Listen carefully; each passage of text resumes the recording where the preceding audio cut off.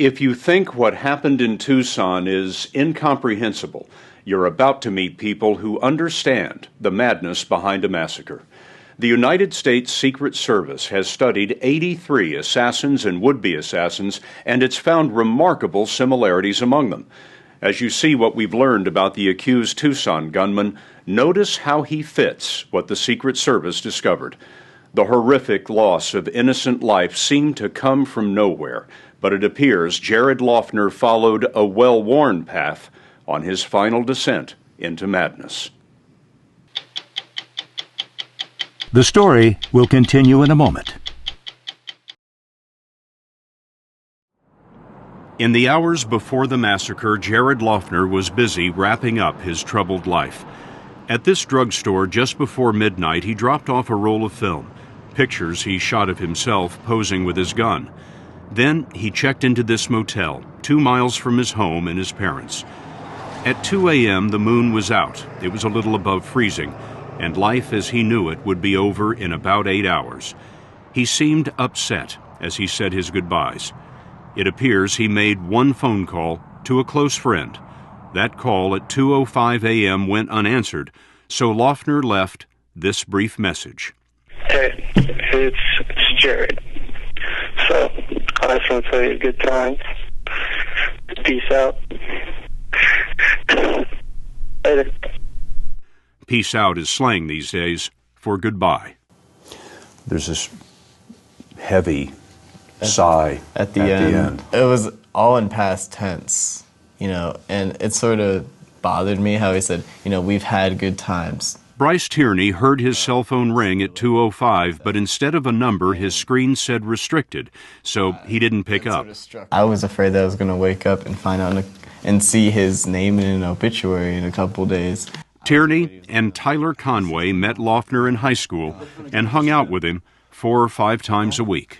Up until, he was about like 19 or 20, he was always, pretty enthusiastic, pretty passionate. He was always quiet, but you could see that there was that passion in him, and he did care, he was happy. He was always an observer, and especially around the time he started getting mentally ill. We don't know what was happening to Loughner, and a lot of what you're about to hear isn't going to make sense. But Tierney and Conway say that's because their friend was slipping into insanity, and it was showing up in the poetry he wrote. I started seeing a heavy influence of just chaos and non-connective patterning in his poetry, just ranting or mixing of ideas. Did you ask him what he was driving at, what he was thinking? Oh yeah, and I told him, I was like, because I read it and I just don't find, I find nothing. It's like nothingness to me. And he was like, exactly, that's where the meaning is. Yeah. People are gonna say he doesn't believe in anything, but it's not that he doesn't believe in anything. He literally believes in nothing. Nothingness. Tierney and Conway told us Loughner was interested in a philosophy called nihilism that essentially says life is meaningless. They say he was obsessed with the film Waking Life, in which a man walks through his dreams listening to various philosophies. Man wants chaos. In fact, he's got to have it. Depression, strife, riots, murder. This character echoes something at the center of Loughner's apparent delusions, that big government and media conspire to silence the average guy. To protest his lack of voice, the character sets himself on fire. Loughner told his friends that reality has no more substance than dreams. He was obsessed with how words were meaningless. You could say, oh, this is a cup, and hold a cup, and he'd be like, oh, is it a cup or is it a pool? Is it a shark? Is it is this an airplane, In 2007, Loughner brought one of his nonsensical questions to one of Congresswoman Gabrielle Gifford's community meetings. The question he asked her was, what is government if words have no meaning? And she read it, and obviously, that's kind of a very convoluted question. Loughner told them what he thought of her reaction. He thought it was a joke. Yeah, a joke that's like, oh, it's a joke. Someone who works in the government can't answer that. What was her answer to that question as he put it to you? She didn't answer it. She didn't answer it. She couldn't answer it. I mean, how could you answer that? How could you? But because she didn't answer the question, he had disdain for her. Oh, yeah. That's what he told you. I think that anyone who didn't connect to his lines of thinking, he had disdain for. His friends say Loughner's lines of thinking intersected with conspiracy theories that government controls people's minds and U.S. currency is worthless. His only known meeting with Giffords was 3 years and 4 months before the assassination attempt.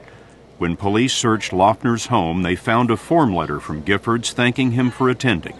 On the envelope, he wrote, "Die, bitch." He held on to that letter all those years. These are not impulsive, out-of-the-blue events. Robert Fine and Brian Voskuil wrote a comprehensive study of assassins for the Secret Service in 1999. In prisons and hospitals, they talked to 20 subjects, including Arthur Bremer, who shot presidential candidate George Wallace, Mark Chapman, who murdered John Lennon, and Sirhan Sirhan, who killed Robert Kennedy. They found that assassins come from all walks of life, but travel a common path, leaving distinctive clues. Rarely were there direct threats communicated to the target or to law enforcement authorities, but very often there was some kind of communication, be it a communication to a family member or to a friend, that suggested that the attacker or potential attacker was moving out on a path that might lead to an attack. Well, one of the things that we also saw were that there were common motives among a number of these, to include drawing attention to a grievance, possibly looking for notoriety, potentially actually being suicidal and being willing to die or expecting to die in an attack, and perhaps wanting to die.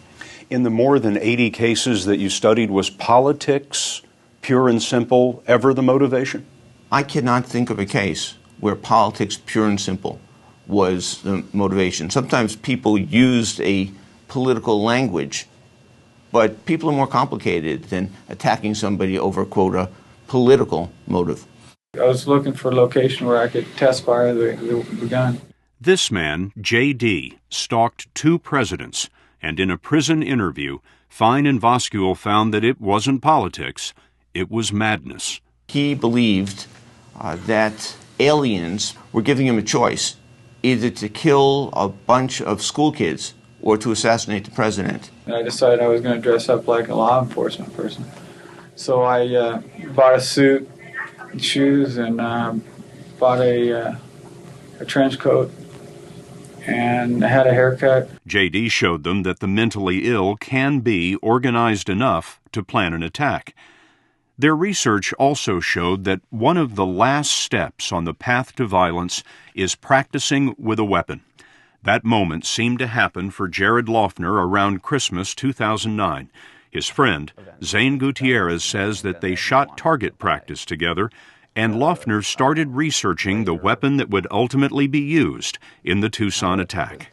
Jared only spoke of purchasing a Glock police-issue firearm. It was the firearm that he thought that he would enjoy owning, pretty much. For every reason. He felt like if it was good enough for the police to use, it was good enough for him. Something pivotal happened to Loughner in March of last year. He ended his friendships and then started disrupting his classes at Pima Community College. Linda Sorensen sat near him in algebra. It was on the very first day, within maybe half an hour at the very most. Jared started disrupting the class. He started shouting that this was all fraudulent. The teacher was trying to perpetrate a fraud. The material in the book was fraudulent. You were witnessing a behavior that was irrational. To be honest with you, I sat by the door because I wanted to be able to get out of the room quickly if I had to. What were you afraid might happen? I was afraid he was going to come into the room with a gun and shoot us.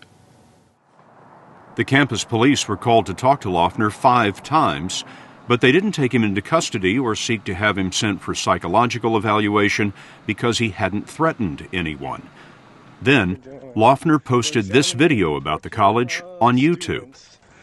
We are looking at students who have been tortured. You can hear the disconnected thinking that others saw in his writing.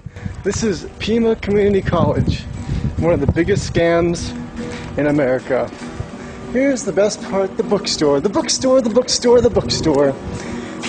It is so illegal to sell this book under the Constitution. That's his reflection in the door. We are also censored by our freedom of speech. This is genocide in America. The video was the last straw for the college. It sent 4 officers to Loughner's home to tell him he was suspended. This is Jared from Pima College. He was banned from campus until he sought mental health treatment, and with that, the college felt it had done its job protecting students and staff. Just because you've expelled somebody doesn't mean you've gotten them off the path to violence. Indeed, you may have pushed them further down that path to violence. Barry Spodak is a psychotherapist who uses training sessions like this one we filmed in 2000 to teach Secret Service agents how to use the assassin research. He says that the service sometimes spends years managing people who may pose the most dangerous threats to the president. Agents keep tabs on them, visit often, even make sure they're getting their medications and treatments. Is it the school's responsibility to see to it that Loughner has mental health care? A school could certainly see it that way if they believe that the person may come back with more resentment and more anger and shoot up their campus. Since Virginia Tech, Spodak has been training college administrators, but of course no university and few police forces have the ability to manage a troubled mind the way the Secret Service does. I've worked with enough people in college communities to realize that they're between a rock and a hard place.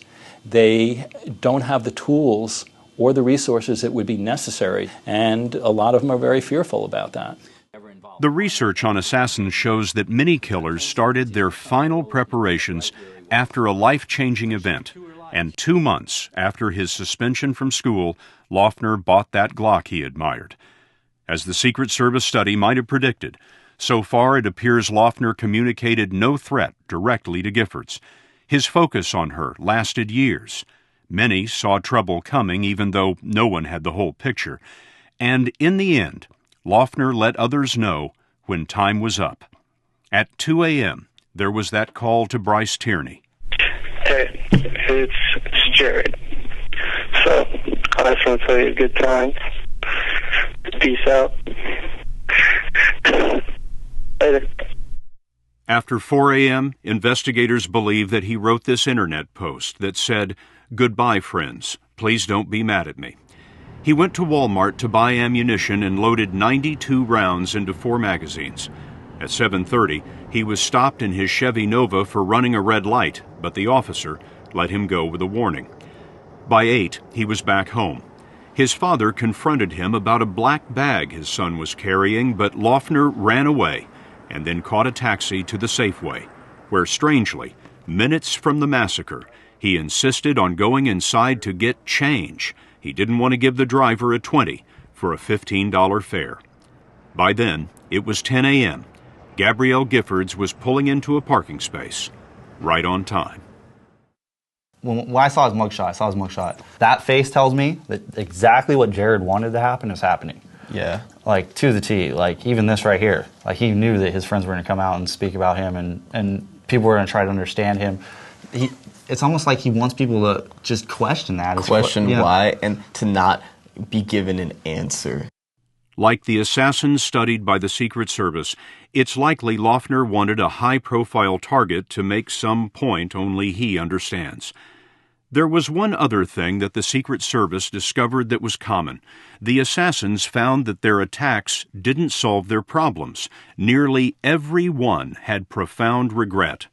They cooperated with the study in the hopes that the violence would never happen again.